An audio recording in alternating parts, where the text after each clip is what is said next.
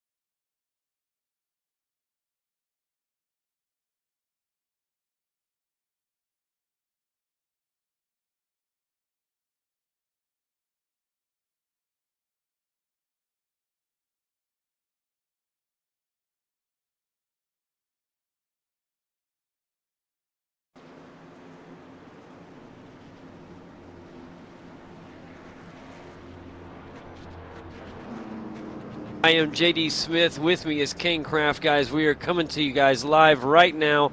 We are currently on lap number 20 and 94 laps here at Talladega, currently under the yellow flag. Kane, welcome to the show. How are you? I had a little stressful start here tonight. Just could not get things to work here. Something in this last build just is not sitting right with my computer. About, I don't know, 16, 17 tries at getting error 22. I'm in, and we've got this thing finally live here at lap 21 and 94. Talladega here, JD. You and I have both been very excited for Talladega, so hopefully this is going to be a great race for us.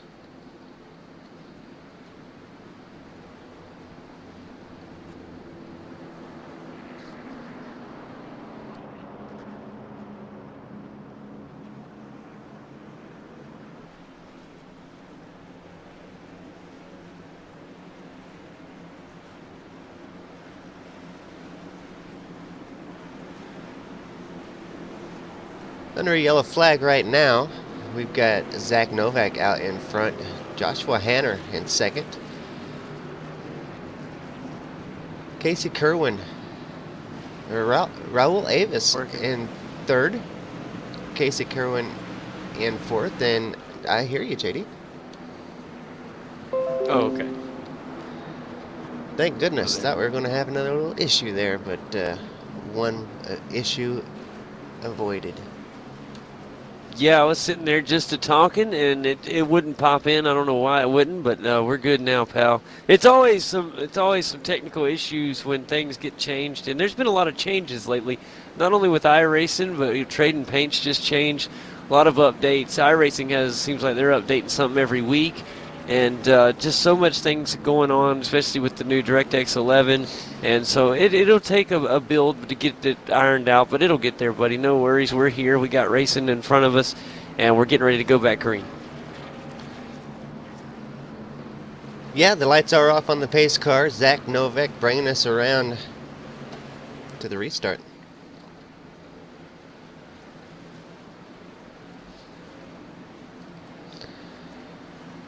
We missed what brought out the yellow. Not quite sure what happened there.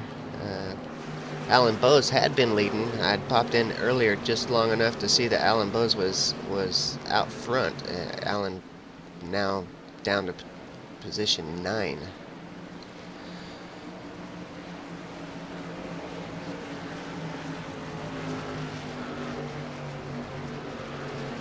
Tough place to restart for some drivers because where start finish line is a lot further down towards turn 1 than most tracks. All right, guys, Zach Novak has the green flag. What's going to happen here? Cars get bunched up in the midfield. Good thing they got that ironed out in a hurry. We're quickly 3 wide, 4 wide, 5 wide in the mid-pack. Right now, very tight field, and these guys are off as we get some good drafting coming around turns 1 and 2.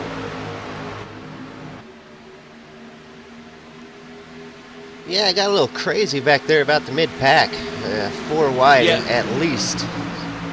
Mid-pack is absolutely insane right now. Lots of tight racing going on right now. Chris Overland right in the mix there in the number 7 Menard Chevy SS.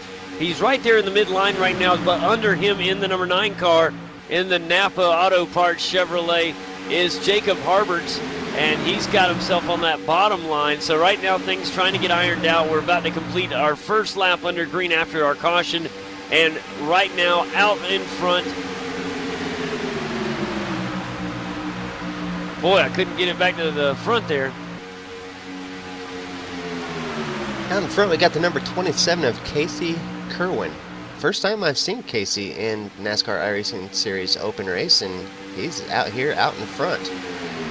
Now he's getting a good push from the number 13 Snow Cone Ford Fusion of Josh Hanner, who was the pole sitter, Kane. He was the pole sitter, so it's good to see Josh Hanner has a lot of speed in that number 13 Fusion today. And right behind him, giving him a little push, is Raul Avis and the number 23 Chevy. And boy, they look really loose. These cars do not look like they're very stable at all. A lot of turbulence coming off of the turbulent air coming off the cars in front. Here comes a good push from the number 19 car. He's going to come up on the high side of Alvis, and they're going to run. He's got to fall in right behind Josh Hanner there. That's the number 19 car of Blake Bryant. And right now, Blake Bryant doing everything he can in the DrakenTech.com Chevrolet. He's going to fall out to the high side. And now we're going to have a race for the lead. Josh Hanner going to give his battle up there to Casey Kerwin.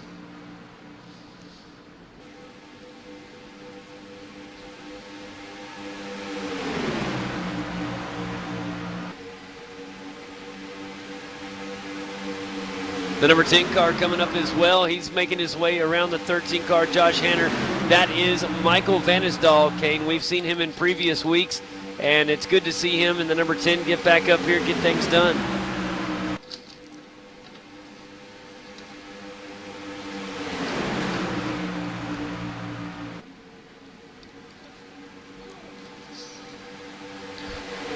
Boy, look at the highline move. You still with me, pal? Yep, I got you. Okay, just making sure I don't have a screen. Here comes the 10 down on the inside, and the 23 car is going to put a good block there to make sure he stays out in front. And really watching Michael Vanisdahl right now in the number 10 Fever Chevrolet. Pretty cool paint right there. Let's see what that, I'm going to get a close-up on that. Buck Wars 2015. The Fever Chevrolet, that's what it is, the Fever. Up on the high side, here it is, the 27 car. That is Casey Kerwin trying to make a move, and he's going to get a good push from Joshua Hanner in the number 13 Snowcone.com Ford Fusion.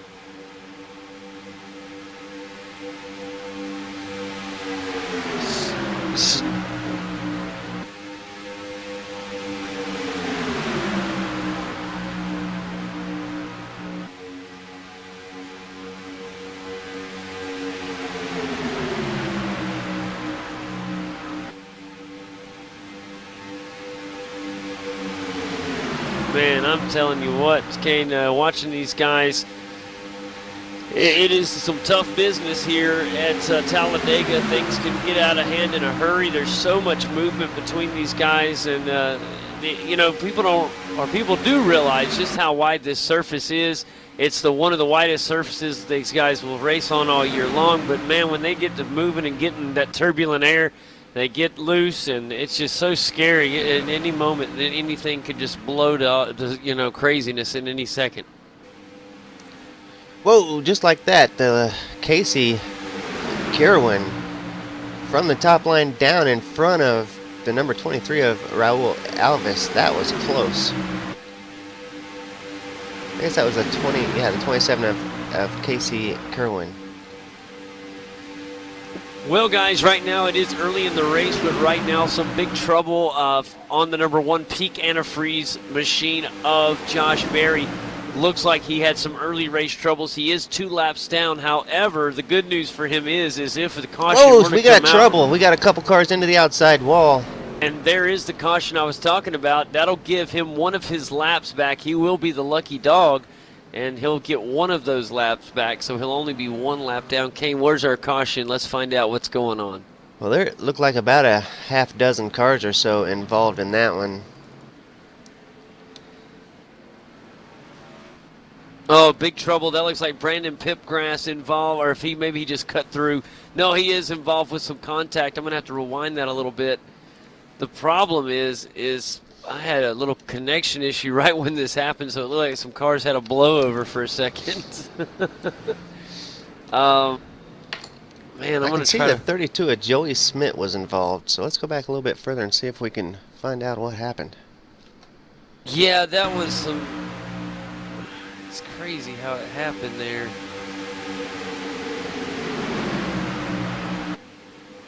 Unfortunately, Zach Novak was definitely involved. Also, the 21 machine involved as well. Joey Schmidt, of course, involved. Alan Bowes. And, man, that is a tough break right there for those guys. Way too early in the race, unfortunately, for them. Hopefully, some of them look like they may have gotten away without too much major damage. Maybe they can get in the pits, get some work done. Alan Bowes is in the pits right now, and he's getting work done on the number 21 machine. So we'll see how he does, and if he's able to remain on the lead lap. That's going to be the big story, is if he can remain.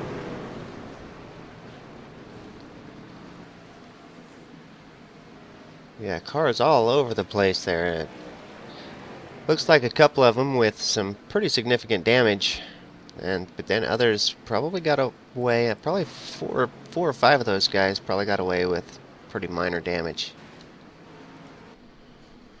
Tell you what, I'm going to, if you'll give me just a second, pal, I'll be right there with you while we're under the caution. I'm going to try to come back into the service real quick. I was having some connection issues. All right, we are under caution right now. Looks like Joshua Hanner stayed out. Casey Kerwin is going to win that race off of pit road. He's got Logan Clampett right behind him, and Blake Bryant is going to end up in that 4th spot with Blake Reynolds in 5th. Ryan Doucette in 6th. Brandon Pipgrass looked like he's just sneaked through that caution, and he'll end up in 7th. Jake Nichols in 8th. Brian Blackford with us here today. He's in the 9th spot right now. And Michael Vanisdahl finds himself back in 10th.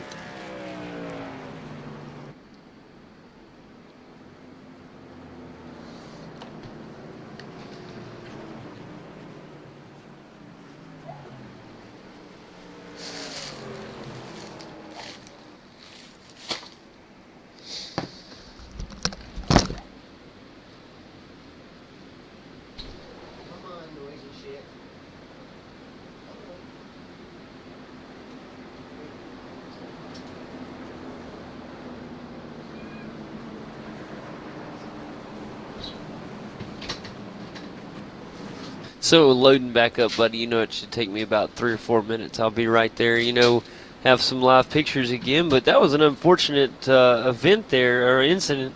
Hate to see that happen.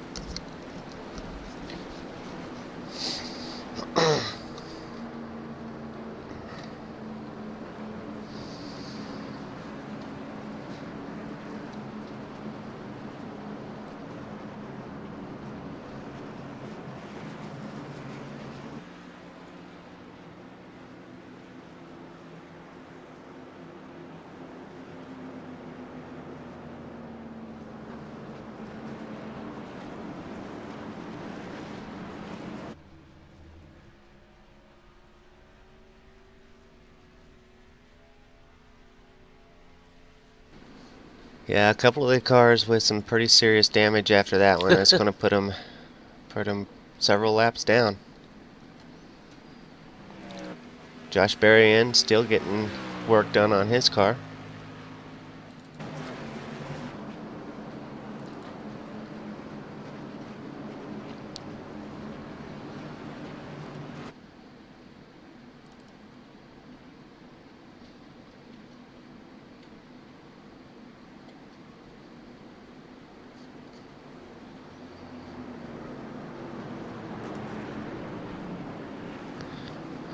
tough break for Zach Novak. He was up there when we first come in, out there in the #1 spot. Now he finds himself 2 laps down from a racing incident mid-pack.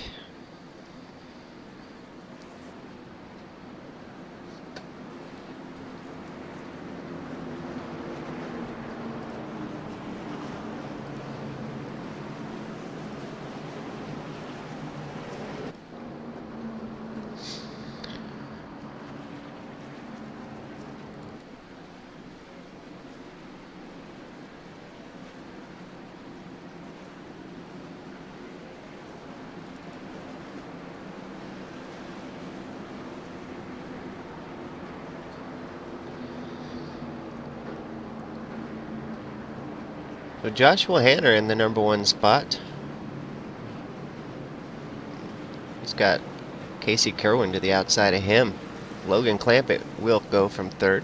Blake Bryant on the outside in 4th. And Blake Reynolds in 5th. Ryan Doucette will start from 6th.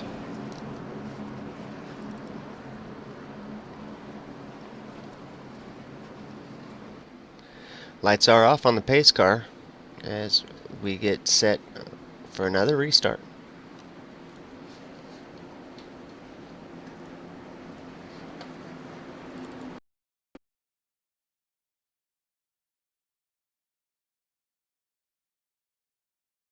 All right, ladies and gentlemen, welcome back as we're here at Talladega for this awesome 94 lap race. Out front, it is the Snow Cone Products number 13 Ford Fusion of Joshua Hanner. Following closely, tightly in 2nd place is a very fast and tightly pushing yellow number 3.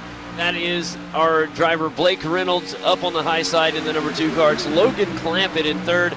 Currently in 4th in the Fever Chevrolet, it's Michael Vanisdahl. And behind him is fighting hard in the number 12, it's Todd Guerin. And in the C99 or C99 Ford Fusion above him, that would be above Todd Guerin, that is Casey Kerwin. Brandon Pipgrass on the high side in the 20 car behind him. And James Wenzel in the number 17 Chevy just made his way around the 20. Also coming to the party, it's the number 6 car, and that is the Ultimate Bingo Chevy. That's Taylor Hurst coming to play. So the field is moving good. It looks a lot better now than it did early in the race. Guys don't look quite as loose as they did. Now some of that may have been my connection issue I had earlier, but the cars do look a lot more stable now. And we got our front 5 or 6 cars, actually front 6 cars in a single file line, hugging the yellow line down there, Kane. So things are starting to stable out a little bit. Maybe we can get a nice green flag run here. It's lap 45 of 94. We're about at the halfway point in this one, and we got a lot of great racing left in this one at Talladega. Yeah, racing action's looking really good here at Talladega thus far. A couple of big accidents already so far in the first half of this thing. So I'm sure these guys are hoping to get a much cleaner race out of the second half. I think that's what it appears to be. We don't see quite as much aggression right now. There is a little lap traffic up on the high side. There's the 32 car. That is Joey Schmidt, and he's getting put another lap down there. Or actually, that is his first lap down, I believe. Maybe that's his second, actually. And cool paint there on the 32 car. Hope for pause. And gotta love charitable paint there. Awesome job there. Joey Schmidt, though, going a lap down there. And right now, some guys really pushing on the high side. Kane 3 wide right now. And right there in what they call the suck hole. Well, that's what I call it. That's what they call it on Talladega nights anyways. The number 3 car is stuck there in that kind of right in there. It's Blake Reynolds. He's stuck right in the middle. He fell several spots back. He's being pushed by the 23 car now. He's going to continue to fall back as the 23 car went out from behind him, and that'll make him fall back. He's going to hopefully fall into line around behind the 8 car, and that is Joey Israelson in the number 8 Pennzoil Ford Fusion. That's actually one of my favorite paints of all time there. It's a Joey Logano paint. If that's what you're showing, my friend. That is what I'm showing, and yeah, it's one of my favorite Joey Logano paints as well. I love that paint. It's kind of obvious why I like it so much, but that would be my favorite color right there. Do have some 3-wide racing right now. Todd Guerin, well, he was 3-wide with the 16 and 25. Now he is really losing some momentum up on the high side. His number 12 Toyota Camry fallen back quite rapidly. He's now side by side with the number 3 car, and hopefully he'll get up. There is a small little pack of 4 cars. It's Santiago Tires in the number 15 Advocare Fusion. He is in 15th, being pushed by Ken Morin Jr. in the Torque Racing Chevrolet. Behind him in the 22 Goodwrench Oreo Chevrolet, it is Ryan Doucette. And in 18th place in the number 31 Toyota Camry, that is Carson Hocevar. And these guys trying to have their own little pack here, Kane, trying to get back up to this main group of cars. Hopefully they can do so. Boy, I tell you what, pit road looks like a grave site. There are so many cars down there that are out or getting worked on right now. Some of those, Lance Nacier, Dylan Jones, Zach Novak, just to name a few. And unfortunately also a very big name in pit road getting worked on. That is the number 1 Peak Antifreeze machine of Josh Berry. And I wish we could have I could have seen what happened to Josh early in this one. You would have had to have thought he would have had a great opportunity today. Very unfortunate for him. And some of these guys, once they get out of this draft, it just shows you how quickly your day can really turn sour here at Talladega.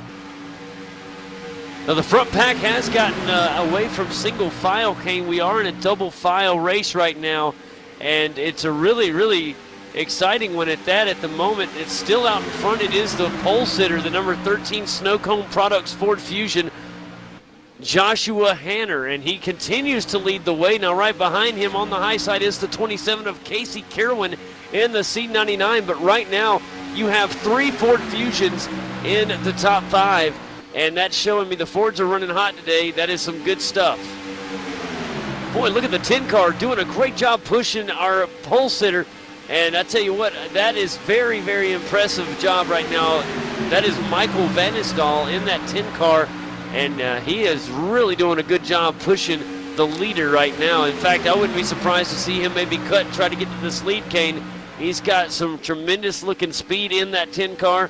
And here he goes. He's going to look to the high side to try to get around Josh Hanner. He's going to get a push from the 27, but that's not going to be enough. That's going to allow the 17 car to come in and possibly take the second spot away from Michael Vanisdorf.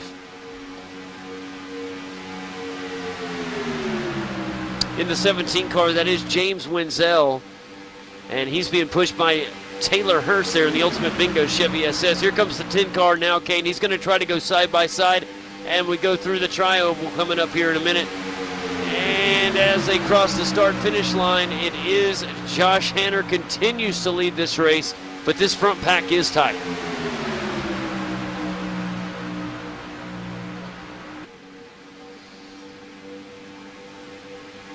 Ooh, a little bit of a shaky moment back there for the number 4 car. That was just a little bit of a quick, scary moment. Not too bad.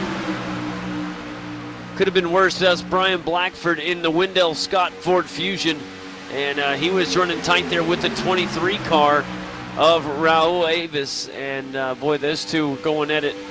A minute ago, I thought the 12 car of Todd Guerin was going to fall out of this draft, Kane, but he's done a very nice job of hanging in there and now rides behind the 23 car. He's back inside the draft, and the Nexus Esports Toyota Camry is back in this race. In fact, he's found his way around the number 3 car of Blake Reynolds in the safety clean Ford Fusion. And now I'm worried about Blake Reynolds falling out of this draft. He's got to find his way. He was up in the top 3 not long ago, Kane, and now here he is struggling to hang on to the front pack. Yeah, he does look like he's in some serious danger of losing this pack. Something is not right with the car. It's obviously not as it was earlier.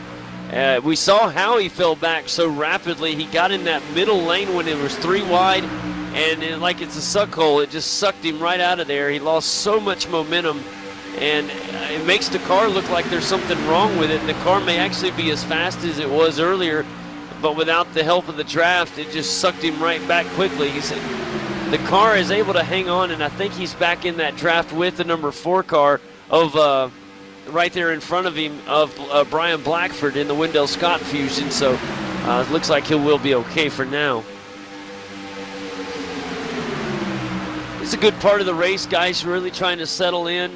There is a good push going on right now up right behind our leader, and really impressed with James Wenzel. He is, of course, pushing the 13 car of Josh Hanner, and somebody's got to take the lead from Josh Hanner here. Taylor Hurst, he's done a good job also sneaking in there. Robbie Vrabel Jr. in the 25 Chevrolet. He's made his way up to 4th place, Kane, and he is having another good week here this week. Yeah, good to see Robbie up there doing well. We spoke with him last week after last week's race. And Taylor Hurst as well. I'm glad to see Taylor up here doing well. But you got to give it to Joshua Hanner, a pole sitter out here running well at Talladega. He's people really struggling to get around Joshua, at least in the last 10 laps or so that we've been watching live here. He's really been the dominant car out here. Well, you know that 13 car Snow Cone Production Fusions car is fast. He set the pole time here today, and now he is the only car that is getting that fresh air and being pushed. So he has got tremendous pace right now, and it's going to be hard to get around him. Right now, he's settled into a nice little groove here, and the car, of course, now James Wenzel is starting to look a little racy. Here comes Taylor Hurst, Kane. Robbie Vrabel Jr. going to push him on the high side. They have committed, and they're going to try to do something here on this high line. Let's see what Taylor Hurst and Robbie Vrabel Jr. do. If they get a little help here, especially because here comes the number 8 Pennzoil Fusion to push Vrabel Jr. Now, Taylor Hurst and Vrabel Jr. are teammates, so these guys will be looking to do well together. There they go. In fact, there's a great push. In fact, that's going to be a new leader officially as Taylor Hurst officially leads the new lap. Now, he has not taken the spot officially. He has officially, but I believe if Hanner can get another good push, he'll keep him on the high. As long as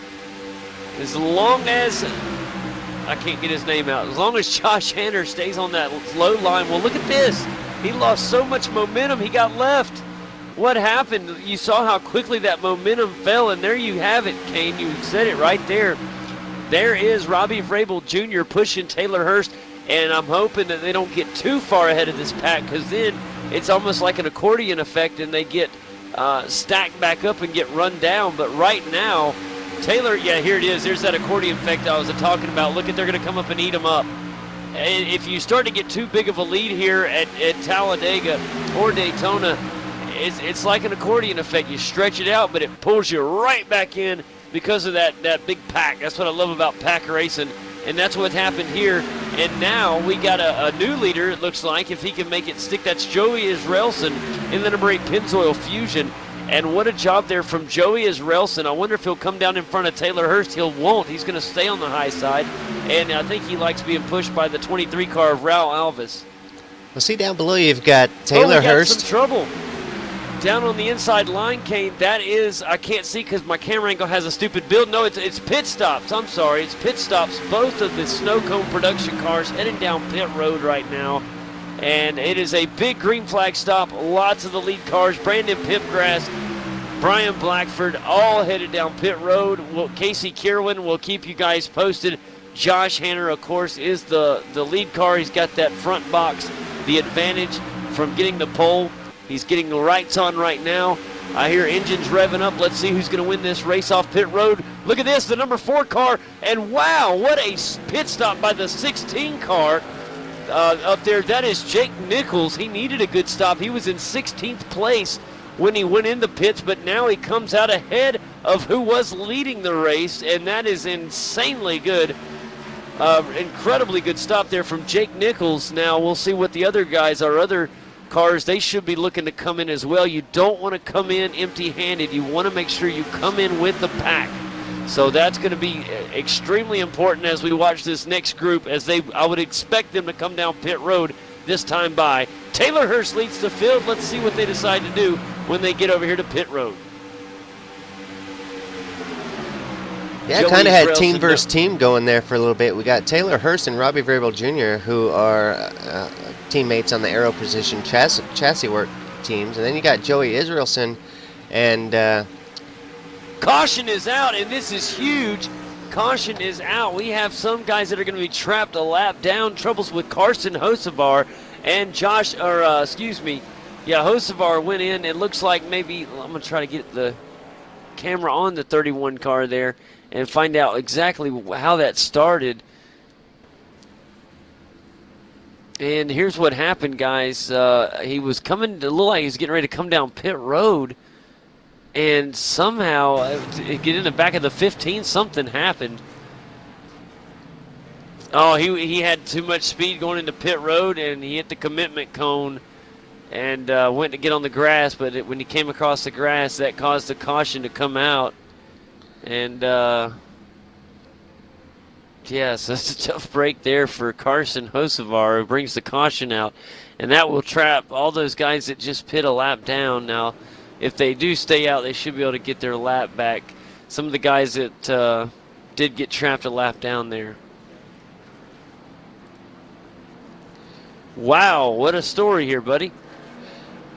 yeah, that was a pretty big deal. Yeah, just something as simple as just missing your pit stop, misjudging your speed going into pit road, really put a big kink in this race. Yeah, I know that's not going to win a lot of fans for that move, but it's what's happened has happened. Some of these guys are going to have to regroup and move on. I know that a lot of the guys not going to like that move, but it happened. So that's going to have to regroup and move along. Right now, Taylor Hurst is listed as our leader in the Ultimate Bingo Chevrolet. And behind him in the 19 car, he's not in second. That's Blake Bryant. Second place is Robbie Vrabel Jr., actually, who's down on the inside line. And very impressed with what we've seen from Robbie this week and last week. He had a good run last week as well, Kane. Yeah, those guys just now coming out from their pit stops. And we got lots of people still out in front looking for apparently a lot of drivers looking for wave rounds. Yeah, the ones that came in got their stop, and here comes the leaders that did not get to stop, Taylor Hurst and company. They're headed down the pits right now. In fact, we'll try to keep you guys posted on who gets out of pit road first. There should be an advantage for this 23 car. I am behind a little bit. I was behind way a lot.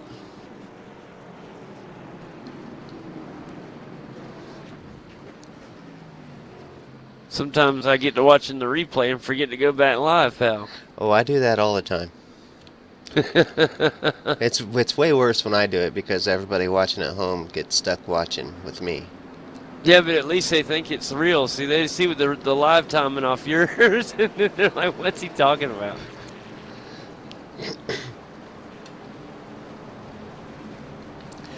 Do want to thank everybody for watching with us here tonight on Iracing Live and here on the V8s Online YouTube page. Big apologies for everything being a big mess today. Lots and lots of technical difficulties today, but we're pushing through it to bring you this race here at Talladega, one of our favorite races of the year, and we get to come here twice. That's right. And we are on lap 63 of 94. So we're not far from 30 laps to go. And I'm thinking that if we can get back out here, we should be able to go green to the end without having to stop. I would imagine. I don't know that for sure. Surely they could make it 30 laps. What do you think, Kane? I think so.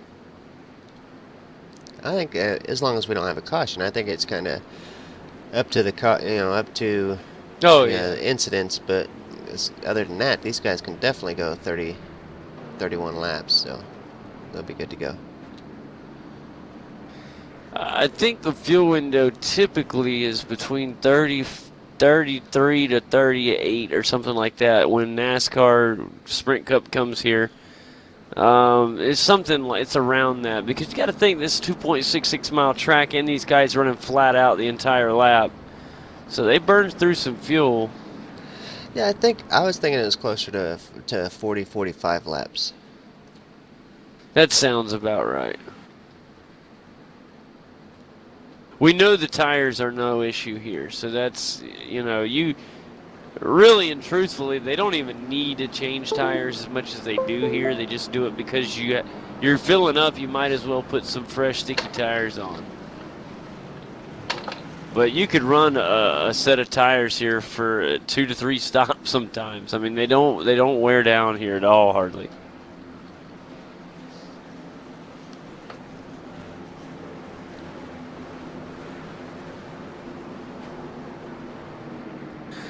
We'll be looking. It looks like we'll be getting our one to go, maybe. Lights are out on the pace car. We're getting wave around, so we will be one to go. We'll be green next time by, and Jake Nichols is our leader. That is from that killer pit stop he had, Kane. That shows you how big that pit stop was for the number 16 Snowcone Products Ford Fusion. And Josh Hanner is going to be back there starting on the high side of row 2. In fact, here we'll do a quick row rundown. In the front row, in row 1, restarting, it's going to be a big restart from several of the guys, but more importantly, it's going to be the number 16 machine of Jake Nichols with Brian Blackford on the outside. Row 2, it'll be Brandon Pipgrass in the number 20 Stem 6X Ford Fusion. And then, of course, above him, it's Josh Hanner, your pole sitter. Behind them in row 3, it'll be Jake Hayes and Casey Kierwin. Then it'll be the 22 of Ryan Doucette. Up on top of him will be, or on the high side, I guess I should say, that'd be a little better, the number 6 car of Taylor Hirsch. So let's get ready for a big restart here. There's your front few rows. And the Iracing.com pace car gets ready to come through 3 and 4. And big restart here. And a big opportunity from Jake Nichols. It's going to be fun to watch what happens. He has his teammate in row 2 on the high side, so I'm going to be interested to see how these two try to link up here and play this out.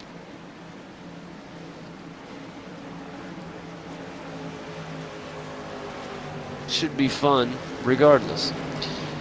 Yeah, I'm interested in watching Logan Clampett and Joey Israelson. I think those two might just come through the pack. The teammates really pushing each other really good here today. All right, here we go, guys.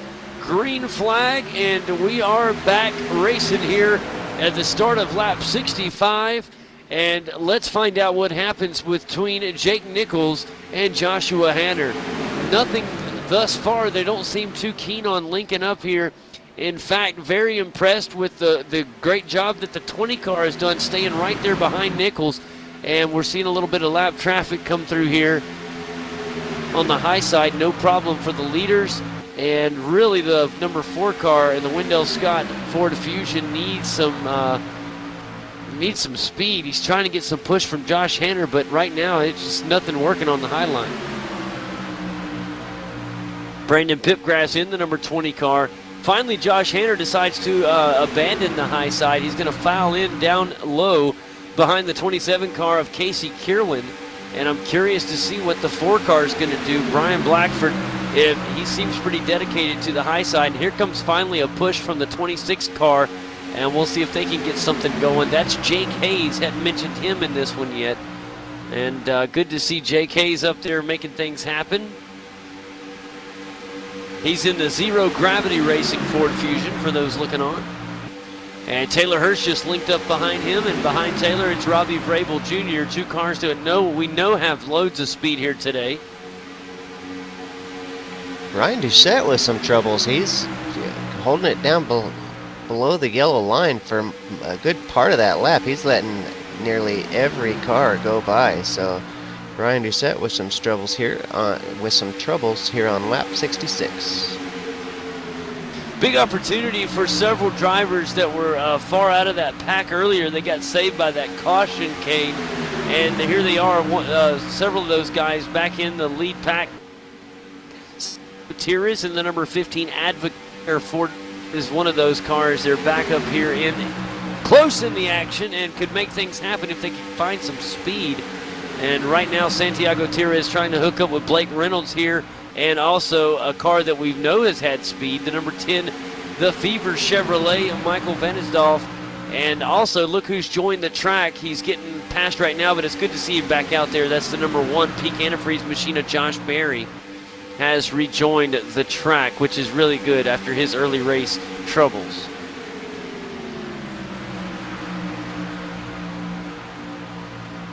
Boy, this pack is already starting to fall away from, well, I say that, here comes a great push from Vanisdal as he does get back up to James Wenzel. Very nice job.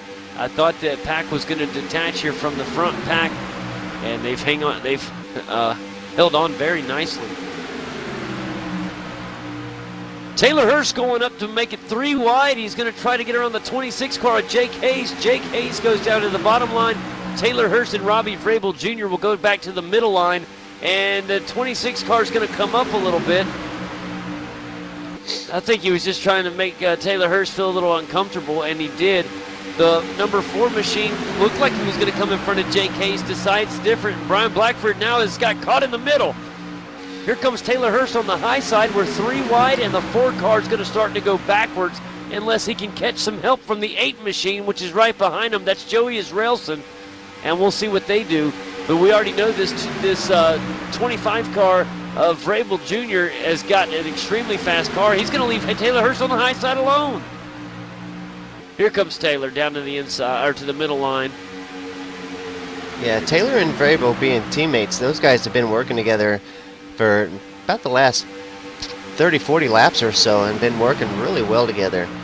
And when I seen Joey Israelson get up behind those guys, I thought for sure those guys were going to end up getting pushed to the front, because when those 3 got together earlier, they went straight to the front. Leading our race is the number 20 StemSim X Ford Fusion, the number 20 car of Brandon Pipgrass. He has got a nice lead right now. He did make it around Jake Nichols in the number 16 Snowcone Products Ford Fusion. So it is 1, 2, go ahead and make that to 3, 4, 5, all top 5 cars right now are Ford Fusions, Kate. So it is, cars are Fords, and they are extremely fast today. I'm telling you, I haven't seen the Fords do this good in ever. Yeah, it's definitely, this year has not been the year for the Fords, that's for sure. And to see the top 5 cars be a Ford this race, that's pretty cool. It really is. And they do look really good. I thought they looked good earlier when they were kind of mixed in with some Chevys, but they look exceptionally well right now. And Casey Kierwin in this 27 C99 car coming up in 3rd. I'm looking to see if he's going to try anything funny. He's got a fast car behind him, as we know. That's your pole sitter, Joshua Hanner, in the number 13 car. All these guys happy to be up here, but remember, Kane, this could, if we could stay green, we could go green to the end without having to stop. And a lot of these guys, teammates, obviously Brandon Pipgrass and Jake Nichols, all them teammates, so they're going to help each other out.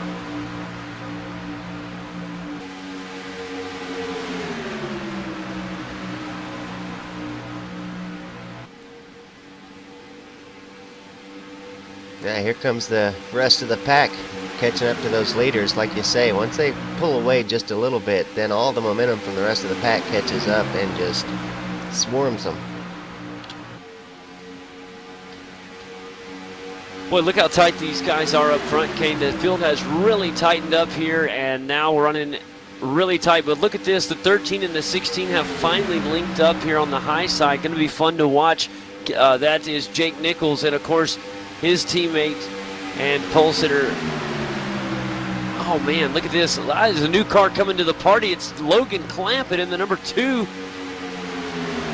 Chevy, and I'm telling you, he has nobody behind him right now. He is trying and hanging on by a thread, trying to hang on to some type of draft off of anybody. Finally, he'll get a little help from the 23 car. Maybe he'll give him a little bump down the backstretch. That's exactly what's going to happen.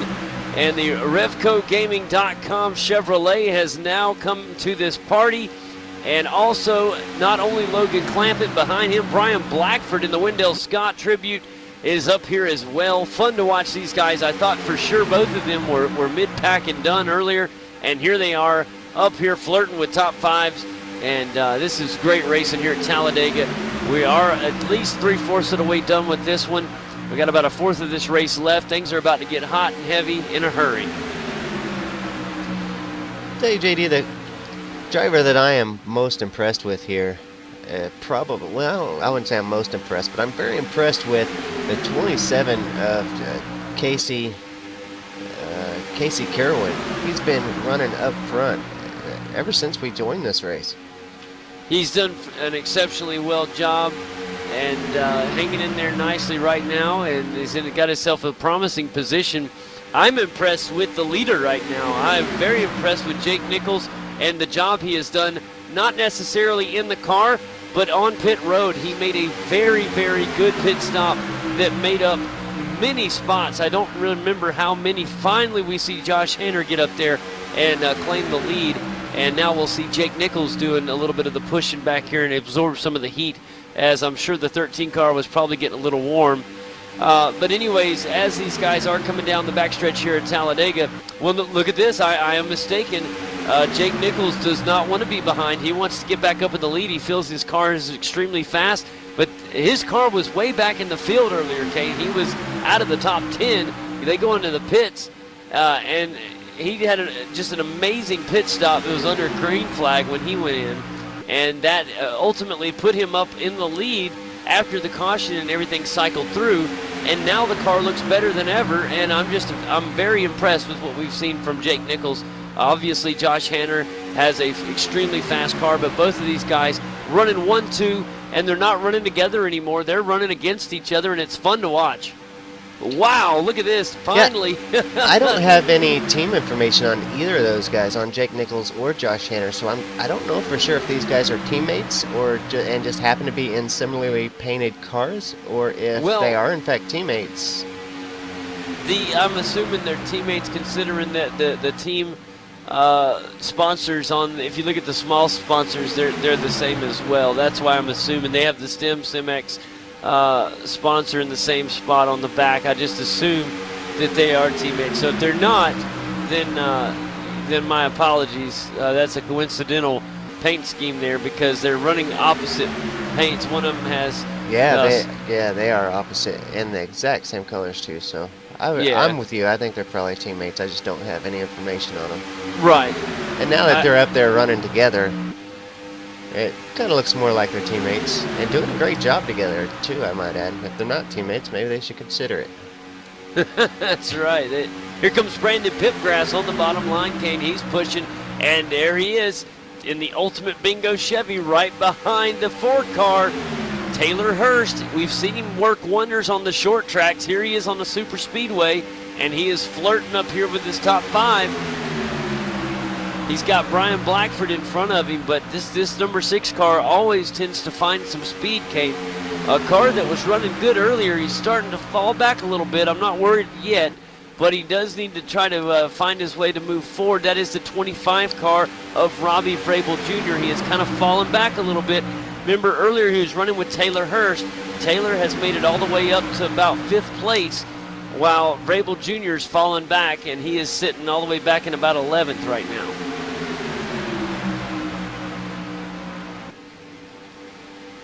Zach Novak just noticed he's got his car back out there, 37 laps down.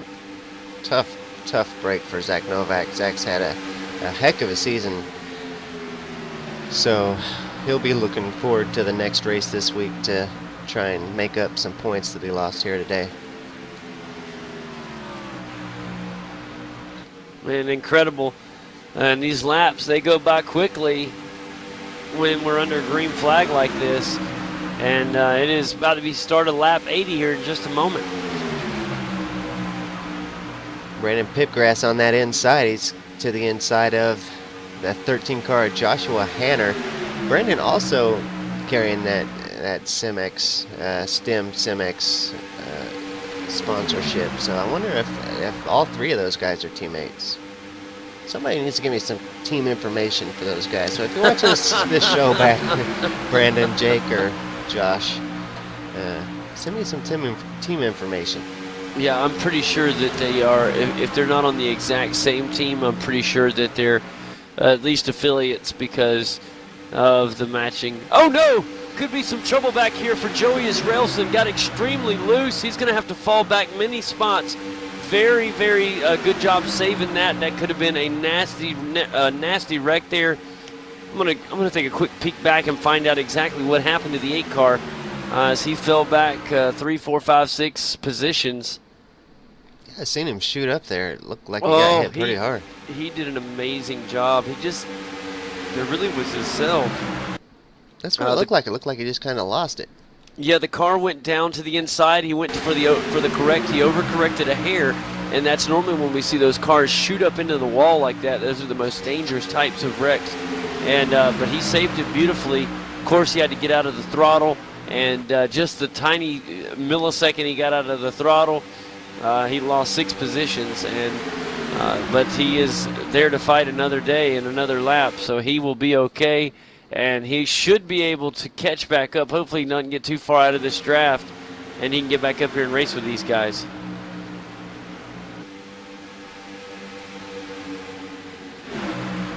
Checking back up at the front, this battle up at the front still about the same. Brandon Pipgrass down on the inside. He's got Joshua Hanner on the outside. Joshua Hanner now up front just enough. He could come down if he wanted to. Not anymore. As Brandon got kind of a momentum boost there. A little push from Brian Blackford in the number 4. This guy's coming up on some slow traffic at the number 1 there of Josh Berry. Josh moves up and out of the way for him.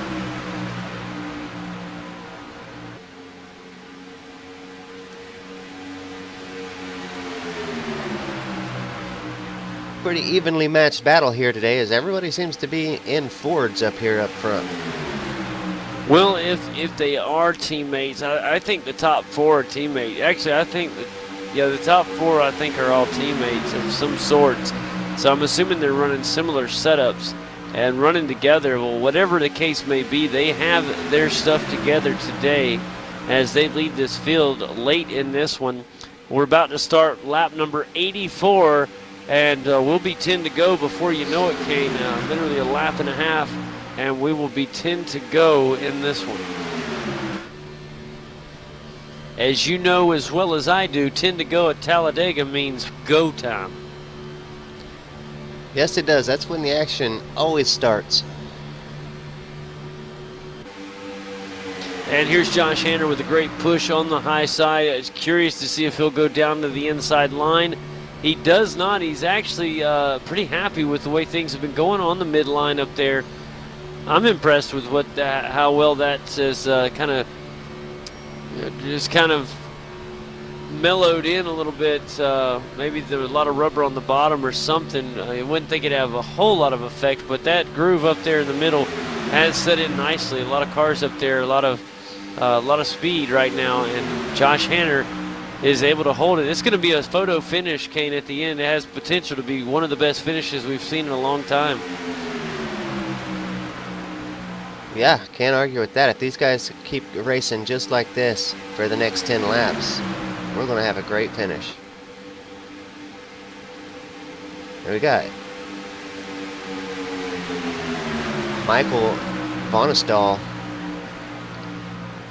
at the end of this pack. He looks like he's starting to get a little racy. He and Taylor Hurst both at the tail ends of these Look at this lines. lap traffic down on the inside line. Everybody's going to have to make a maneuver to get around him. They do get around him okay, but a scary moment, especially for the 2-car Brandon Pipgrass. He had to make a move quickly, and that kind of shuffled this group up a little bit. The 27-car Casey Kirwan had to get high, and that actually hurt Taylor Hurst more than anybody because he had to kind of get out of the throttle for a second, and they have fallen away. There's a little gap now between the front 5 and them.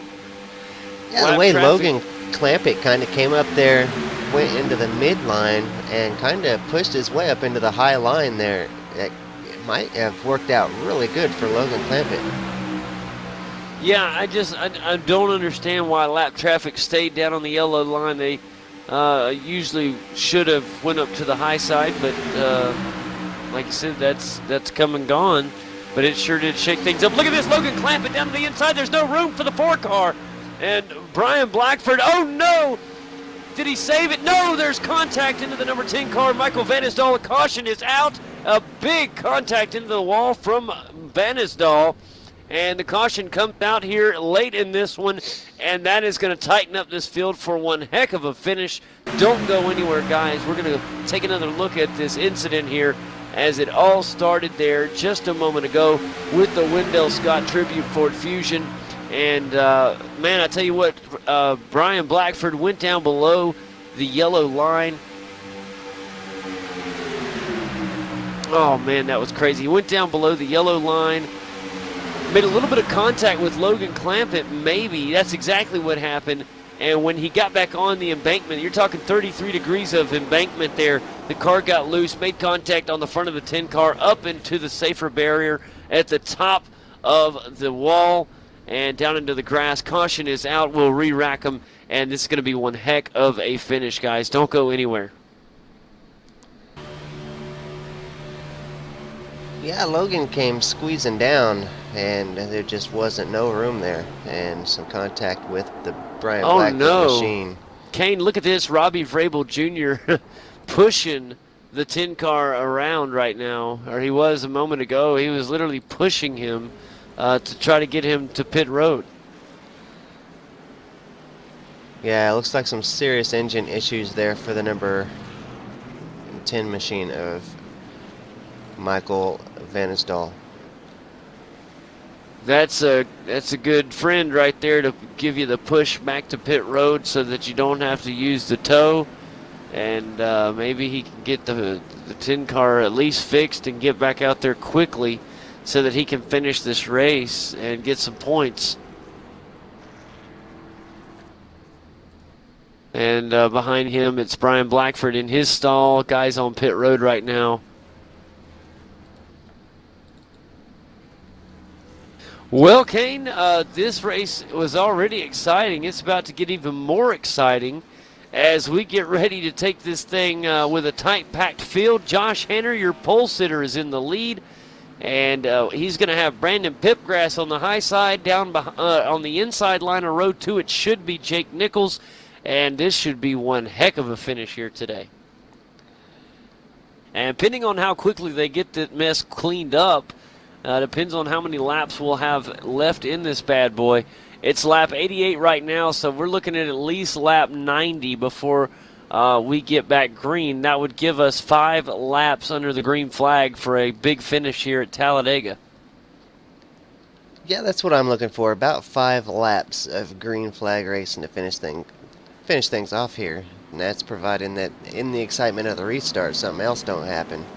I really don't want to finish here at Talladega under yellow. Talladega is such an exciting track. It deserves to have a green flag finish. It does, it does, it does. And but with the way that Iracing has their the way it's set up right now, it's set up under the old Winston Cup format with you can end under caution. There is no green-white checkered, and one day we hope that they'll be able to change that, but for now we'll just have to make with do, so you can only hope that we get that awesome green flag finish. And I believe if we do, it's going to be a photo finish. I just have a feeling that just the way these guys have been running all day, they have been running too wide up at the front, back and forth for the lead, and I believe if they can hang in there for green, we should have an amazing finish here today. And Josh Hanner loads of speed. Brandon Pipgrass has found speed late in this one. Jake Nichols in there as well. He's found loads of speed late in this one. So lots of fast guys up here, and don't want to leave out Logan Clampett. He's come in out of nowhere here in about the past 20 laps. Then there's the 27 car of Casey Kirwan. He's been fast all day. Taylor Hurst been fast all day. And look at this. This is a great opportunity for Santiago Tires Kane in the number 15 Advocaat Fusion. He was way back there all day long, and now at the right time, here he is going to restart in 7th place and has an opportunity to catch a top 5 or better here in this one. It's an amazing job. It's amazing. If you can just stay on the lead lap at Talladega, you never know what can happen. That's right, another driver that's up here just in time to make something happen. The number 8 of Joey Iracing. Joey definitely has speed here today. Good save just a few laps back. Kept him in this thing. Well, we'll all be looking at the Iracing.com pace car, or better yet, the American Childhood Cancer Organization pace car, and hopefully the lights on that thing will be going out this time by. That would give us our 5-lap finish that we're hoping for.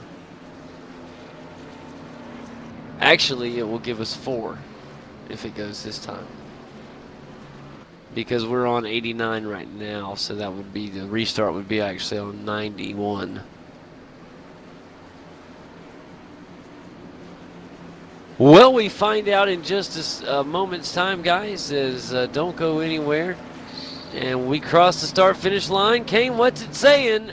We are 1 to go. So, with that being said, we'll tighten up the field as the guys get ready to go back racing, and we'll have an incredible 4-lap finish, it looks like. Yeah, 4 laps will be the official finish if we stay green. Now, if we hit the yellow, obviously that would end the race. But if we stay green, 4 incredible laps to the end of this thing, that puts anybody in the top, really the top 12, anywhere on the lead lap can win this bad boy with 4 laps at Dega.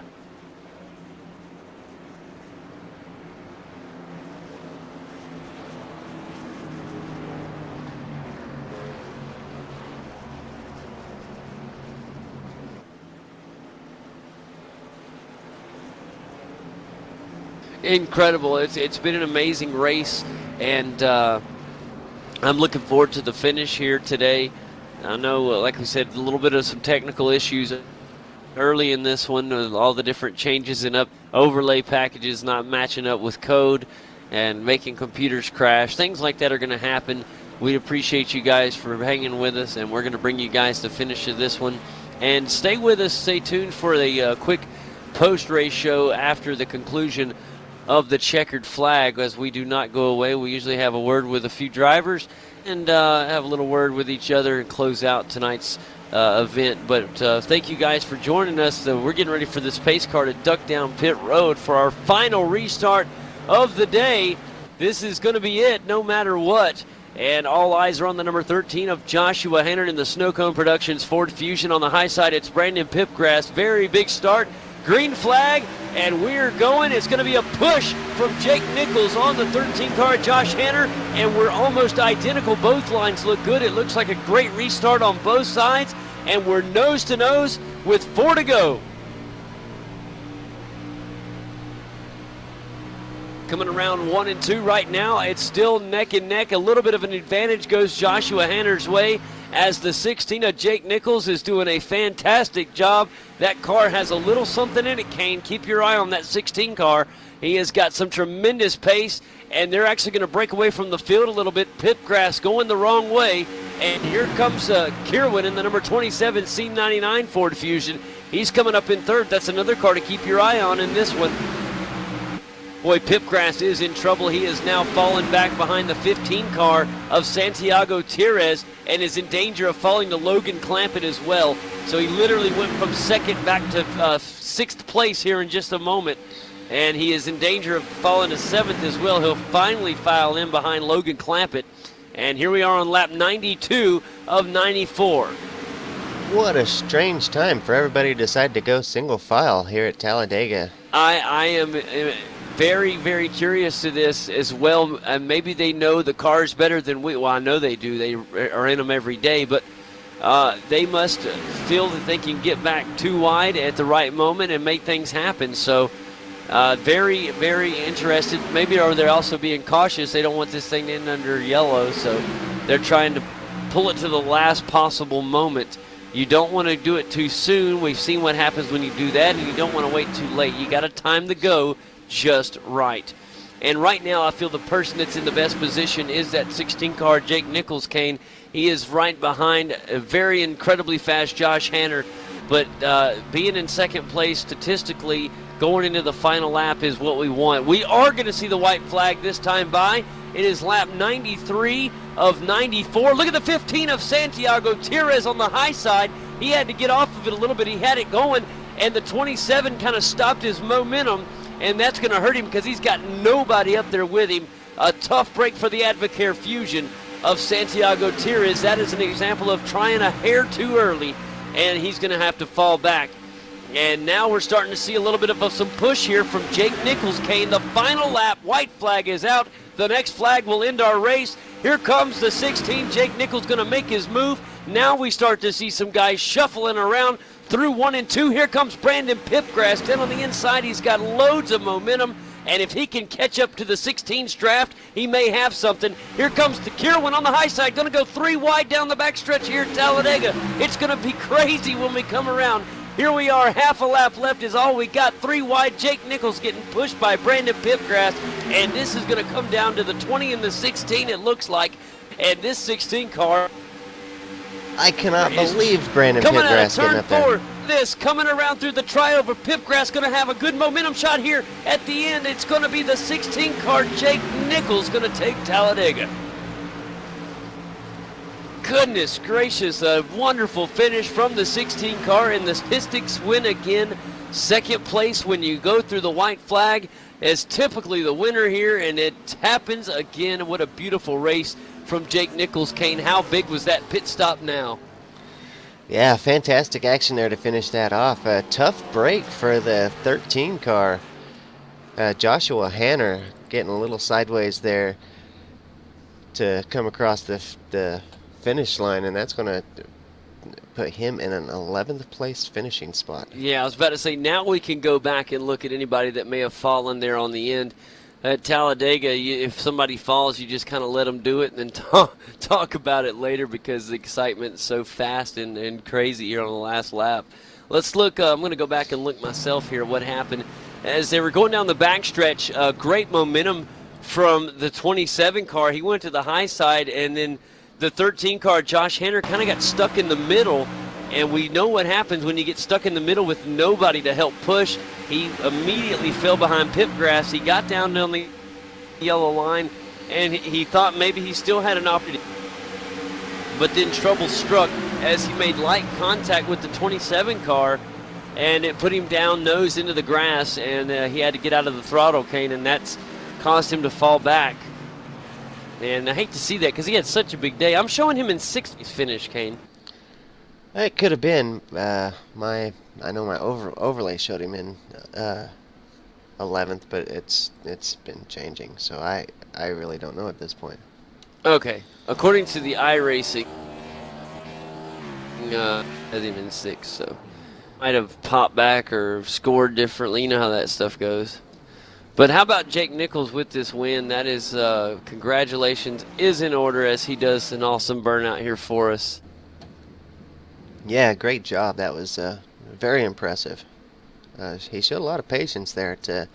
He just kind of hung back for a lot of that race and let the 13 car of Hanner. He drove this race like Dale Earnhardt Jr. would have, hung back until the right moment, gets back up there, bam, makes things happen. Shake and bake. There you go. Oh, incredible race, fun to watch, and Talladega impresses again with an exciting last lap, and it got to end under green, Kane, so no worries of yellow flags in this one at the end. Yeah, I like it when these big races get to finish under green like that. It definitely made for a much exciting finish there. That was a great finish. It really was a great finish, and congratulations is in order. But I'm going to do a little quick rundown of how we finished here. And Jake Nichols, of course, took the checkered flag, guys, and that all has to go to his incredible pit stop we saw That was very impressive. I hope we get to have a word with Jake Nichols. Don't know if we will, but we'll let you guys know very soon as we start the post-race show. Brandon Pipgrass finished in second from him. In speaks Ford Fusion there. In third place, it went to Casey Kirwan in the number 27 C99 Designs and Ford Fusion. In fourth place, it went to Logan Clampett in the RevComGaming.com Chevrolet. Santiago Tires, what a day for him. He raced in the rear of the pack all day, and here he is with a top 5 finish in the number 15 Advocare Ford Fusion. Joshua Hanner, today's pole sitter, we all saw what happened there on his final lap. Little bump and down into the grass. He does score a 6th place finish in the number 13 Snowcone Productions Ford Fusion. Taylor Hurst comes across 7th in the Ultimate Bingo Chevrolet. Robbie Vrabel Jr. in the APC Chevy will come across in 8th. Joey Israelson in the number 8 Pennzoil Platinum Ford Fusion comes across in 9th. And in 10th place tonight, it is the number 19 car, the number 19 car of Blake Bryant and the Drakentech.com Chevy. Outside of the top 10, Blake Reynolds in the Safety Clean Ford Fusion finishes in 11th, and of course that was a good finish for him after his rocky race. He fell back pretty good and then had a good charge at the end to get back up just outside of a top 10 finish. Brian Blackford in the number 4 Wendell Scott Ford Fusion will finish in the 12th spot. Jason K. Miller in the One Up Motorsports Ford Fusion in 13th. James Wenzel will come across 14th in the Malone and McBroom Chevrolet. Good finish right there after it could have been worse. Jake Hayes will finish in the 15th spot in the Zero Gravity Racing Ford Fusion. Carson Hocevar will come across in the 16th spot in the Drakentech 31 Toyota Camry. Raul Alves in the High Performance Motorsports Chevrolet in 17th. Michael Vanisdahl in the number 10 The Fever Chevrolet in 18th. He finished 8 laps down. Ken Morin Jr. finished in the Torque Racing Chevrolet in 18th place. 20th place went to Todd Guerin in the Nexus E Sports 3. Ryan Doucette 21st in the Goodwrench Oreo Chevrolet. Josh Berry in the Peak Antifreeze Chevrolet come across in 22nd, 36 laps down. Early race troubles for him. Zach Novak in the Morin Graphic Chevrolet in 23rd. Lance Nacier in the 28 car finished 24th. Joey Schmidt, 25th. 26th went to Jeremy Allen. 27th, Jacob Harberts. Then it went Chris Overland, Alan Bowes, Dylan Jones, Jimmy Mullis, and Tyler Ducharme in 32nd. That is how all 32 cars finished here at Talladega. It was a fun one, and that is time maybe to have a word with some drivers here in a few moments. Kane, thoughts on the race overall from what we saw after our early race troubles ourselves? Man, what an exciting finish. I don't think we could have scripted it any better than that. I was a little worried for Brandon Pipgrass as he ended up pretty far back there after the restart, getting kind of shuffled back, and for him to end up in second, that was amazing. I'm going to pull in Santiago Tires if I can for a quick word with him and get him in here for a word. Santiago, welcome to the post-race show. How are you tonight, buddy? Sorry, say it again, man. Sorry, someone else talking to me. That's all right, buddy. Welcome to the post-race show. How are you? Doing all right, guys. That was that's a pretty fun finish there. Hope that was fun to watch. It was a blast to watch. You have to go back and take a look at it. But, man, really good finish for you as well, watching the race. Of course, I didn't get there at the beginning. We kind of got in a little late. But watching you kind of run in the latter, really in the latter half, and then what a great job again, and an awesome job claiming a 5th place finish. That was just a great turnaround and a good finish. Tell us about kind of how the race transitioned after running in that mid-pack there to coming up finish top 5. Yeah, at the beginning of the race, I just kind of rode around and so I avoided all the wrecks. I think there was a big wreck. I forgot what lap it was. It was kind of close to the beginning, about 20 laps in or so. And yeah, I got kind of lucky. avoided that wreck there. And then, and actually, I think in the middle part of the race, I lost the draft, and I almost killed the mini pack that was right behind me because I was trying to type to those guys when to pit and stuff. So I almost killed those guys. Thank God I didn't. I believe it was Ryan Doucette that was behind me at the time. And then I came down pit road, and the caution came out right before I got lapped. So I got really lucky there. Thank God I didn't go lap down. And then and then from there, you just kind of rode it out. And then as soon as we had that late yellow, got an opportunity, saw an opportunity to go to the front there and try to make a move there at the end. I felt like I had a run, but no one went with me there. But it Well, is that what it was is. So. no, that's great. That was my next thing. You'll notice when we go to or you watch the broadcast back. I was talking exactly about that, about how you made. Hold on, sorry, we got lightning crashing outside the house, but it amazed me how well you did. You took the right time getting up there. Just staying on the lead lap made it possible for you to get up there for this top 5 finish, but you made a great run attempt, had some some just incredible momentum, but nobody went with you, and it was just heartbreaking to see because that car had when you tried to make your move. It was just a hair too soon, I guess. Nobody wanted to go. Yeah, I felt like that was the right time with just coming to the wider. So I feel like if I was trying to do it on the last lap, I don't think I would have gotten enough time to just inch ahead of him. But my car was pretty strong on the outside. On the inside, it just kind of bogged down. But the outside, I was fine. So, but yeah, I mean, it's a good finish, P5. I guess I'll take it. There's there's actually a lot of carnage in this race. So it was a fun race. Well, Santi, we really appreciate you coming and having a chat with us. It's a pleasure to talk to you. We hope you come back and see us again soon. But congratulations on a great race and a top 5. Yeah, thanks, guys. I just kind of wanted to thank my team, Nexus. Shane Williamson actually helped out a little bit on the set today, and we were just kind of tweaking on it. And the Dead Zone guys too. They helped us out earlier in the year in the 500, and we just kind of used that. So big thanks to them. But yeah, thanks, guys. Thanks for hosting. Thanks for our broadcast. It was fun being up here.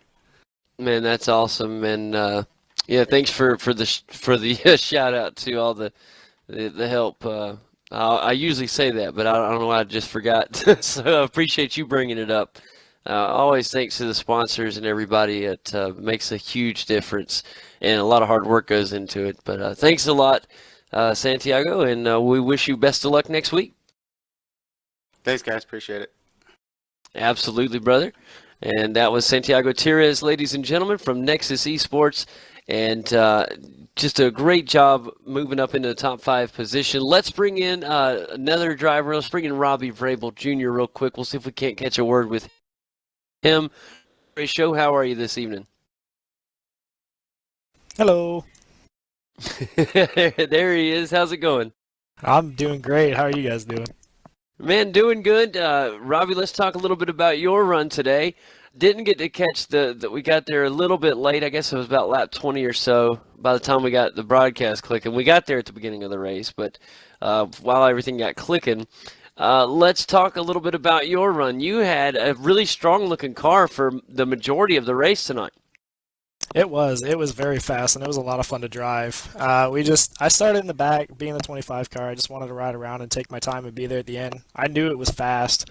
I just wanted to make sure I saved all the fenders and put myself in a position at the end, working with Taylor. And I don't know what happened really coming out of 2. I was behind his Iracing, and it looked like he just got loose, and I was so close to him that when he checked up to try to save his car, I hit him pretty good, and I knocked the nose in, and it didn't hurt the speed any, which was kind of surprising. It was only like 13 seconds of damage, but my temps went from, I think it was 240 all the way to 290 on the oil, and I was having a hard time trying to cool it. So thank God the caution came out and I can get it fixed. Man, that helped out a lot. Timely caution can make a huge difference. And it did. Now, near the end of the race, I hated to see it, but it looked like you had a little bit of trouble getting caught up behind some slower traffic. Well, it was the last lap, and I do feel bad. I want to apologize to James and Jake. I, I had the nose damage, and I didn't want to lift. I didn't want to lose my momentum and give the guys behind me a chance to try to take the position. So I stayed in it. I was hoping that I could push the 17 and the 26 and try to get a run so to give them a little more boost, and it didn't really work out that way. When I watched the replay, I mean, there's no question about it. I stayed in it, and I gave the 17 a shot, and I think he got the 26 in the left rear, got him a little out of shape, and I was still in it, and I hit the 17 again, and it shot them both up the racetrack. I felt terrible about it when it first happened, but I mean, it's the last lap, and I was wide open. I was committed to staying on the gas and having the nose damage. Like I said, I didn't want to lose my momentum and cost myself a few spots. I hate that it happened, I really do, but it's just a product of this race and late in the race. Yeah, that's it. I'm sure they appreciate you owning up to it, but I don't blame you myself. I mean, you got to try to do the best that you can, and you thought that you could make it happen, and just unfortunately it was unable to happen. But you gave it it's one of those things. If you kind of darned if you do, darned if you don't deal. You know what I mean? It's not really a good outcome unless you just caught some miracle speed and drove away. But that's all right. We head to Kansas next week, back to the mile and a half farm, and what's it going to be like for you guys next week? Well, we bring some good cars every week, and I'm excited for Kansas. I love being able to race right up against the wall, no matter where I'm at. And Kansas, the preferred groove is right up by the wall, and that I love it. So I'm excited for it. You are one of the few, my friend. No, I'm just kidding. I've never been able to been comfortable running up by the wall. I'm a low down by the white or yellow line guy. I like to hug it. But man, that'll be awesome to watch you guys, and we'll wish you the best of luck at Kansas. It's a fast track. It is very fast. And I'd just like to thank everybody at APC who puts all the time into all these setups here. Talladega was a little lucky for us. I mean, we've had some good super speedway stuff, so we didn't have to spend too much time with the setup before this race, and it was a rocket ship. I've never had so much fun at Talladega before, and I absolutely love these super speedways. So hats off to everybody here, and I'm excited for Kansas. I can't wait. Fantastic. And, anybody else you want to say thanks before you run out of here? I think you might have covered everything. Yeah, I try to cover it all. I try to beat you to it. Just You did a everybody good. at APC, I can't say enough about them. They're an awesome group to hang out with, and they're awesome to race with too. We have a lot of fun, and I really enjoy it. So time to go play some Counter Strike now. There you go. Do it up, and best of luck to you, buddy. We look forward to seeing you next week. Thank you very much. You take care, you guys. Enjoy your night. Thanks for the broadcast too. It's awesome. I can't wait to go back and watch the replay. It was a crazy finish, man. We had a little trouble getting in here with some technical issues, but we got in here, and it was a great race, man. You guys put on a heck of a show. That's all right. One lap's better than no lap, so I appreciate it. I know everybody else appreciates what you guys do too. It's awesome. I thank you very much for this. Oh, absolutely. Yeah, we got in about lap 20, so it's still most of it's on here. Perfect. I can't wait to go watch. I'm gonna go watch it right now. Actually, Counter Strike can wait a little bit. Sounds good. That is Robbie Vrabel Jr., everybody. Appreciate it, man. You Anytime. take Thanks care. for having me. Absolutely, brother. And always a pleasure. Let's bring in next Hang Zach on a second. Novak. Zach, welcome to the post-race show. Sorry to just throw you in here like that. How are you? How are you, man? You Didn't get finish no that. warning. You get no Didn't warning finish when you that come on one. our show. You know that. Anyways, how's it going, my friend? Pretty good. Didn't get that good of a finish there, like I just said, but might as well come talk to you guys. It's always fun to come talk to you guys. So That's right, man. We don't want to just have people that have killer races. We want to know about the ones that had rough races. We want to know what happened. We can't have great stories every time. We want to hear about what went wrong, because we definitely see that all the time on the broadcast. What happened, and it's the Talladega is a tough track. We've seen some of the best drivers in the world have rough days speedways, so it's really nothing to put your head down about. It's a place that some of the folks that never get to do good can do good here. Guys that typically do great can have a bad day. I mean, so much can happen on these super speedways. Just tell us about kind of how the day went for you. Obviously, wasn't one of your best, but tell us about what happened. Well, the Morin Graphics Chevrolet definitely had some speed in it. We were missing a little bit down the straightaways, but overall, we were able to hang on and manage ourselves.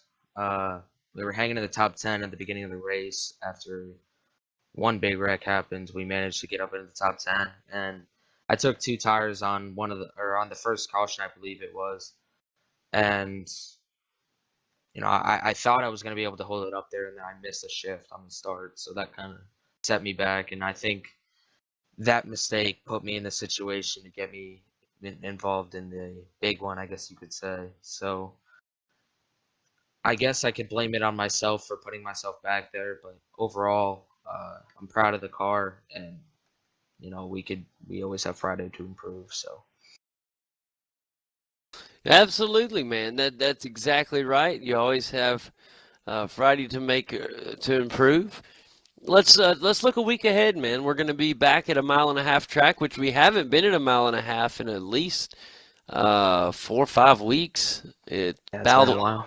all the way back to Texas. So this is 4 weeks ago. By the time we get to Kansas, it'll have been 5 weeks. So, um, yeah, man, back to a mile and a half, Kansas. Well, what are you guys looking forward to heading back to the mile and a half, sir, or the opposite there? Well, I don't know because our program on the mile and a half hasn't been all that well. Uh, I mean, I'd like to see if we can improve a little bit on that, but it's Not been a struggle there, and if we can figure it out, great. If not, then it's not a big deal. We're gonna keep right. chipping away at it. So overall, I'm excited for Kansas. I've said this multiple times. Like I say every week, I love every track on the schedule, but like if I had to pick out a few, Kansas would definitely be up there as one of my more favorites. So I'm excited for it. Hopefully, we can get a good package rolling into there, and we'll spend some time on it. Hopefully, everything works out in the race as well, and we can get a good points day at Kansas. Fantastic, my friend. Well, we'll be wishing you the best of luck from Kansas next week. It's just for you guys watching, it'll be the same time and same place next week. Zach, anybody want to thank before you get out of here? Of course, Torque Racing, Apex Racing UK, and Morin Graphics for being on the car. All the guys back at the shop, they try their best to make me and my teammates go fast, and that's all that matters at this point. So I'm proud of their effort, and hopefully we can keep it rolling. And that's fantastic. And as always, it's a pleasure to have you here. We hope to hear from you again next week. Take care, my friend. Take care, guys. Have a good night. You too, buddy. That is Zach Novak, everybody. And we'll be keeping our eyes on him next week. All right, next it looks like Casey Tucker possibly up here. Let's see if we can get him up. Casey Kerwin, good looking out. Glad to have Kane here to help me out. Casey Kerwin, welcome to the post race show. How are you? I'm doing good. How are you guys? Man, doing great after that was a great race, interesting session getting set up. But let's talk about your car, man. The 27 was extremely fast tonight. Lots of pace. I thought you had maybe the car to beat at the end. Kane had pointed it out, especially when we were getting ready for the final restart. Let's talk about your run, man. Yeah, we definitely had a fast car. Everyone at Dead Zone Racing, put a great car together. It was we were flying, and Alan Bose was killing it at the beginning, and he got caught up in a wreck, and I think only me and Blake ended up finishing, and Blake was pretty quick too. But yeah, we got to the front pretty early there, and just kind of kept it up there, and thankfully we were up there when the big wrecks happened, and then got lucky when we had green flag stops. I forgot to practice them before the race, which do not recommend doing that, and I about wrecked it on entry, and was swerving back and forth, right, left, and lost the draft out of the pits, and thankfully we got a caution at that same lap coming around. So it was that helped us a lot, and then we were just in the draft, and everyone was or they were controlling the lanes towards the end there, and then they checked up massively on the backstretch. I went high, about wrecked it, got dead sideways as they wrecked below me, and that helped, and caution came out, and then it was the run of the end there, and I knew everyone was gonna stay single file, at the beginning, and then as we were coming to the line, Clampett messaged me and he said go, and we jumped straight to the top, and we had a big run out of 2, and Hanner did what he had to do and blocked, and then all that did was just it killed our run on the top. We didn't have enough momentum to come to the line, but still, all in all, it was a great third place finish.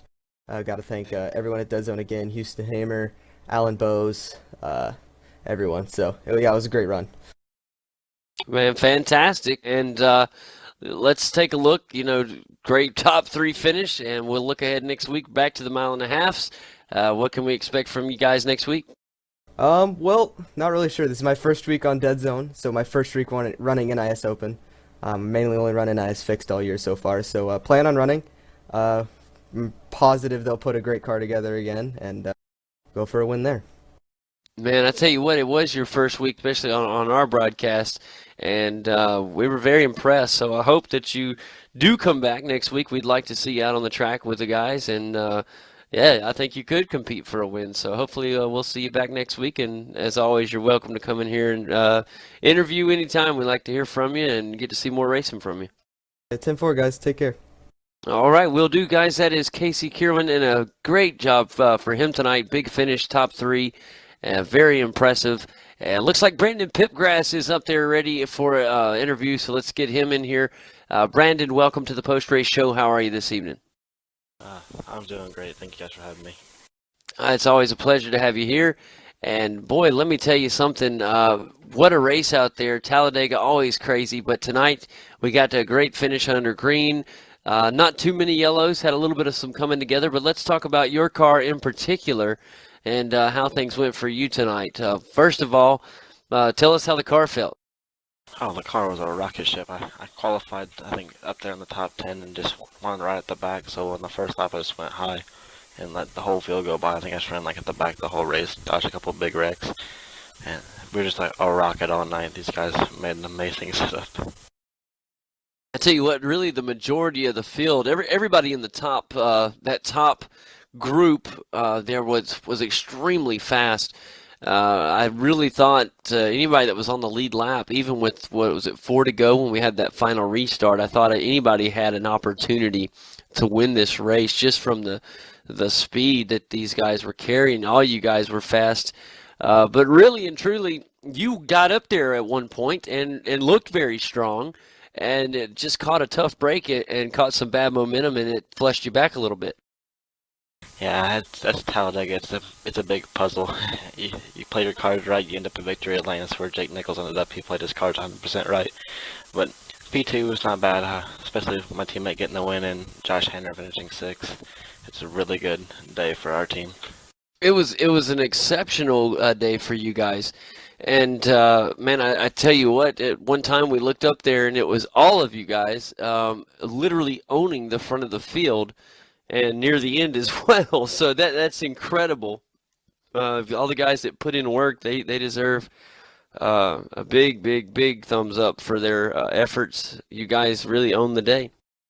Yeah, none of this could happen without Brian Blackford and Ralph Fallow being the best mentors you can probably get on iRacing, and our alliance with NX as well. It's just we all can coincide together, and it makes it really fun to actually be on here. Yeah, that's very good.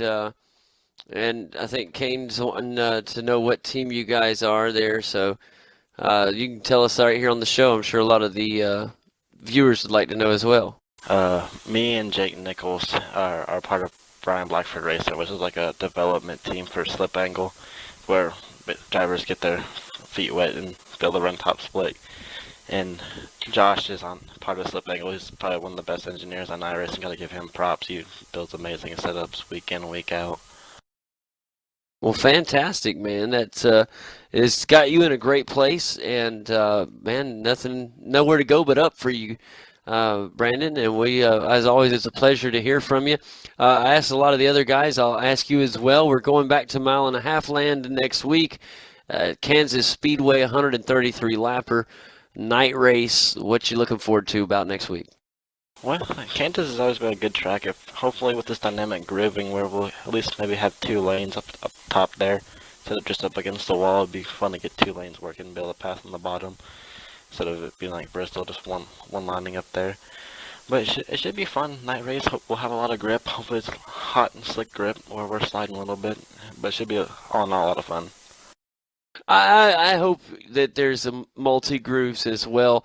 I would not, I know in the past we've seen guys hug the wall all the way around, but I think with dynamic tracks, I think hopefully, and I don't know with it being a night race if it'll give us enough that maybe late in the race we could see some guys bust out and try something else. But I agree. I don't want to see everybody just hugging the wall. It makes it a tough day to pass. It makes it kind of just a um, what's the word I'm looking for? Not boring, but boring. Not boring, but boring, if you know what I'm saying. So, yeah, I think you're right. I think we will see some multi-groove racing there. It may come later in the race, but it should be exciting regardless. I'm looking forward to it. That's Kane's hometown, his home track, so he'll be all pumped up for it, or should be anyways. I'll make sure he gets pumped up. But I tell you what, it's a great day today. And is there anybody you want to thank before you run out of here? I can't thank Brian Blackford enough for giving me this opportunity to be on this spectacular team. Josh Hanner, our race engineer, Blue Autistic, Stimson X, Snowcone Productions. I want to give a shout out to Brian Husticle. He's a head marketer for Go Fast Racing, and I run his charity on the hood of my car, so I think it's really cool for the ability to do that and get some airtime for his charity. Absolutely. And say that charity again one more time for everybody. It's Blue Autistic.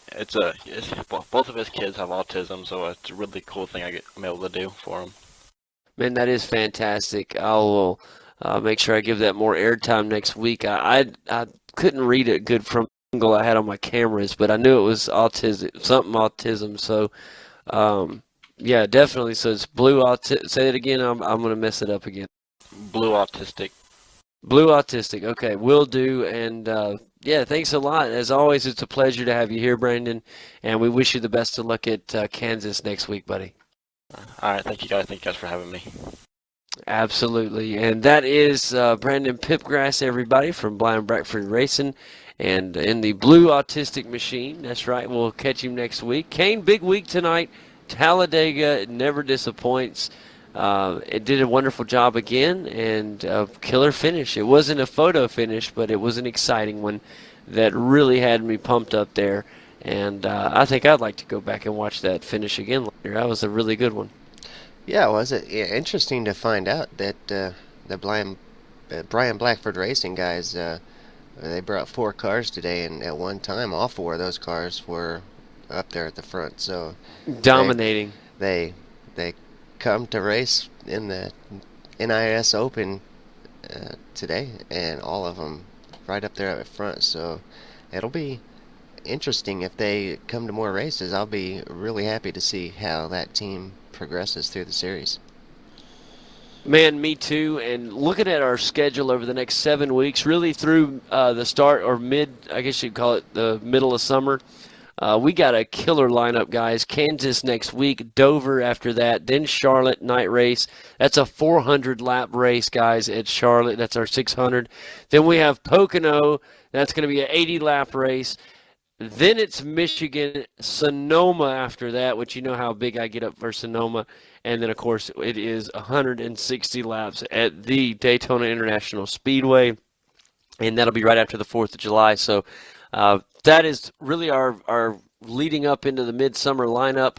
I am really looking forward to what we got coming up ahead. I think some huge things are on their way. My computer that Kane has been working on for me is almost done. It literally, he just got to put the icing on the cake and get it in the mail.